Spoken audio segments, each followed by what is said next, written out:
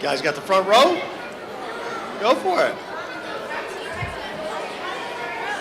That's right, I like it.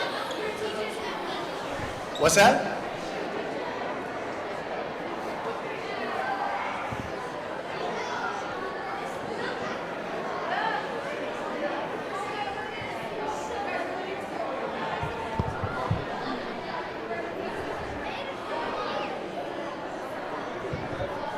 I think so.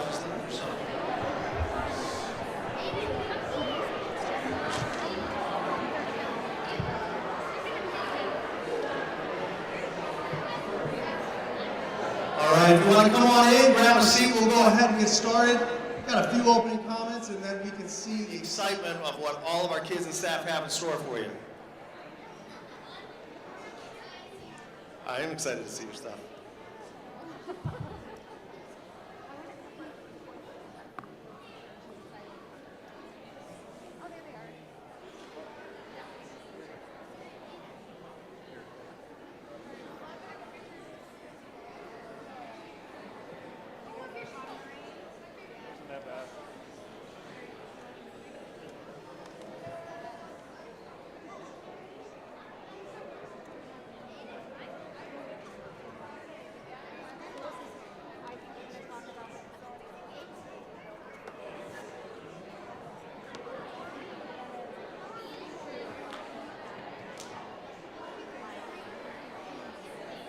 All right, so let's go ahead and get started tonight.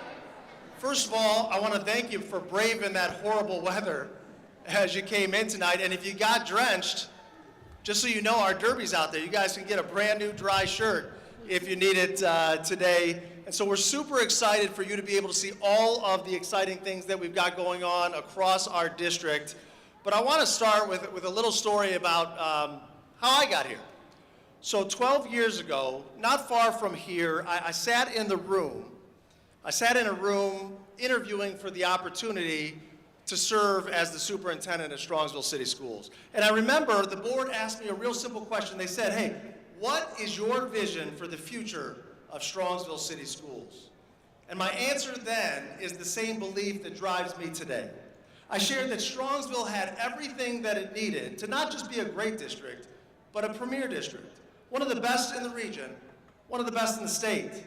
But I also shared something else, that becoming premier wouldn't be about any one person, one program, or one initiative. It would truly be about a partnership, a commitment between our teachers, our staff, our families, our community to move forward together. And you know, over the past 11 years that I've been blessed to be superintendent here, that's exactly what's happened. And because of this partnership that we've forged, our students experience premier opportunities in athletics, competing and succeeding at the highest levels. They engage in exceptional arts programs that showcase their talents and their creativity. And most importantly, they're achieving at high academic levels, leaving school prepared for college, career, and the military. So today, after 11 years of blood, sweat, and tears, and hard work and a partnership, I can say confidently that Strongsville City Schools is truly a premier school district. But if we're being honest, there's one area where the work isn't done yet, and that's our facilities. Many of our elementary schools were built in the 1960s by a generation of Strongsville residents who had the foresight to invest in the future.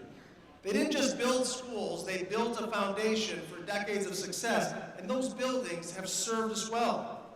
But they were designed for a different time. Different enrollment patterns, different learning expectations, and different safety and accessibility standards. And today, we have students in our elementary schools learning in mobile unit classrooms that were meant to be temporary. But without action, they're going to be forced to be long-term solutions. We have learning spaces that limit the kind of collaboration and innovation and flexibility that our kids deserve. And we have a responsibility, not just to maintain what we have, but to prepare for what comes next. So just like the residents of the 1960s, we are presented with a defining moment in time, a moment to decide. Will we simply preserve what was built for us, or will we build something even stronger for those who come after us? The foundation for the future facilities plan is our answer to that question. It's a plan built the same way that the district has always moved forward, with thoughtful planning, community input, and a commitment to long-term responsibility and impact. It reflects not just buildings, but a belief that where students learn matters, that their environment should match the excellence of the experiences we provide each and every day, and that Strongsville still has its best days ahead. So tonight, I want to walk you through how we take the next step together and what it means for our students, our community, and generations of Mustangs to come. And so as we take a look at our facilities plan, we know, and I'm going to give you a high-level quick overview, that we are built on the strength of our neighborhood schools. That's what defines us, and that's what we want to keep moving forward as we look at our facilities that we need to move forward from those that were built in the 1960s. It's important to understand that all of our buildings, even though they're older, have been carefully maintained and upkept, but the upkeep to those buildings is becoming more and more expensive every year we wait. And the buildings, although great and they've served us for decades in the past, were built for a different era, different enrollment trends, and different safety needs. And so as you can see behind me, why are we talking about this now? There's a variety of factors. Maintenance costs skyrocket, roofs need to be replaced, enrollment trends are changing. We are going to continue to see the number of elementary students that we have right now. We have 2,300 elementary students in our district. And over the next 10 years, those same level of elementary students are going to be here, and we need to provide a premier educational experience and the facilities to match for them moving forward. We can continue to repair the buildings as we have, but that doesn't eliminate our long-term obligations that we have and the millions of dollars it would cost us to do so.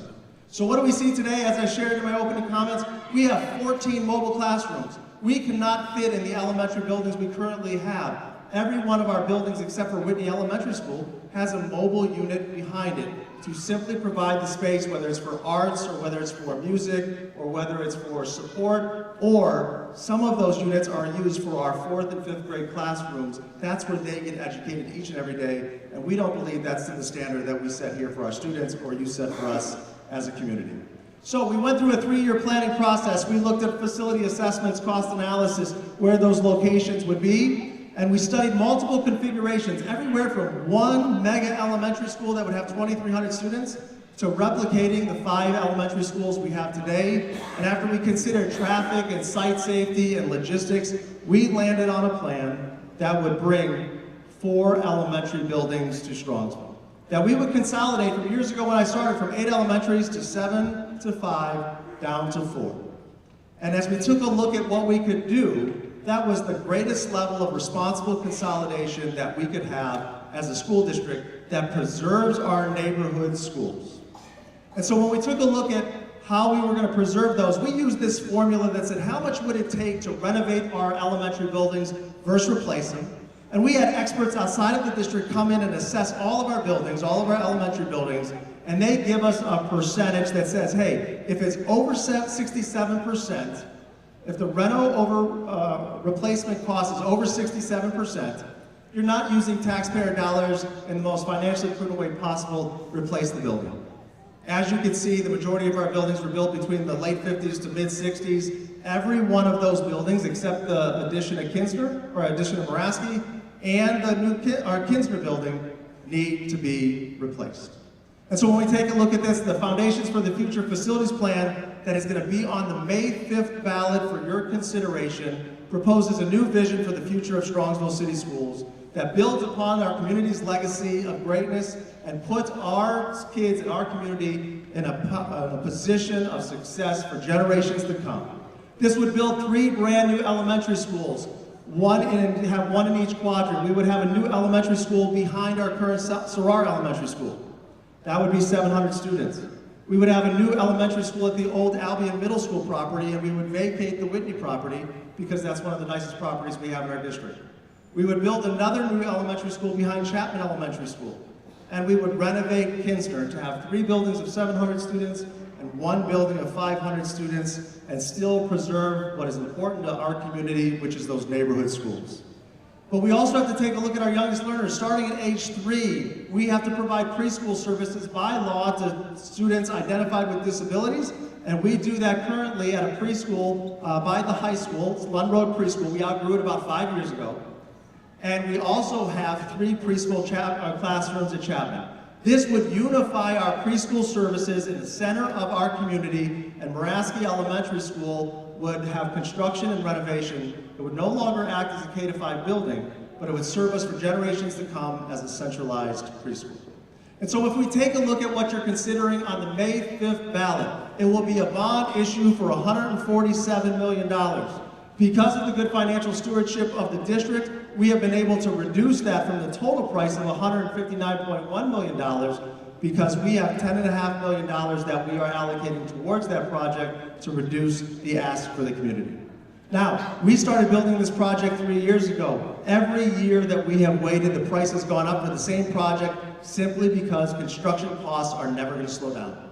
So the time is now to consider the future of our buildings moving forward. And I understand $147 million, that's a sizable number. But if you take a look at how a bond works, a bond is about construction, renovation, site work, and infrastructure. None of this can be used for salaries or benefits or operating expenses. The average homeowner in Strongsville will pay about $1 a day. $1 a day to put the final piece of the puzzle together for our students and our future moving forward. And so as we take a look at the timeline, if this ballot issue passes on May 5th, in the summer of 2026, we will start designing those 3 elementary schools. And those 3 elementary schools will all be built at the same time. And our students will be able to enter those brand new K-5 buildings starting in the fall of 29. And then as we take a look in the fall of 29, where our students enter, they will enter a building that potentially looks like this.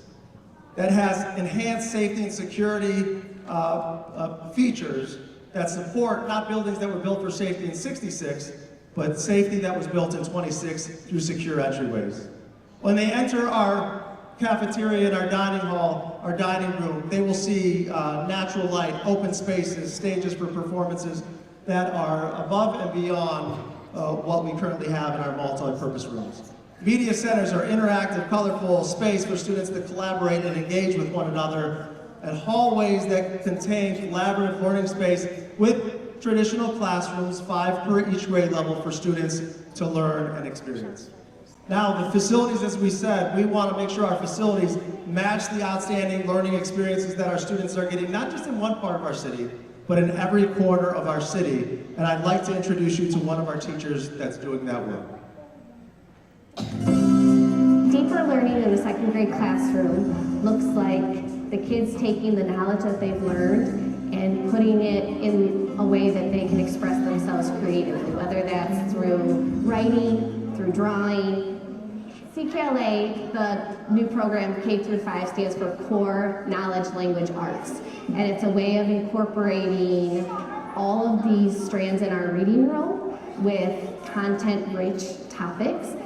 And it has really brought a much deeper understanding of the content than we've ever done before, especially in the lower grades.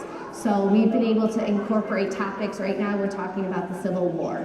And they were learning about Harriet Tubman, they were learning about Robert E. Lee, Clara Barton, and learning about these historical figures in a meaningful way and at a depth that we've never done in the lower grades before. Overall, I would say CKLA has given the students this deeper understanding where they're able to make connections. And we were talking about the Civil War, but they were pulling on things we learned when we talked about the War of 1812. All of these content areas come up throughout their K-5 experience. So it will be really cool to see when they get to 5th grade, their understanding of some of these topics that started in kindergarten. Welcome to today's podcast episode, where we will talk about Harriet Tubman and the importances of the underground background. We're learning about things in the past that might be important to help us in the future. And we get to have a friend with us, and we get to talk to them about it and learn with them. Welcome to today's podcast. So what we're doing is we're writing stuff about her, like how shoes are important, have a microphone, and we're gonna have our computer. So we're gonna like read like the stuff right here, like welcome to today's podcast. Why was the Underground Railroad important?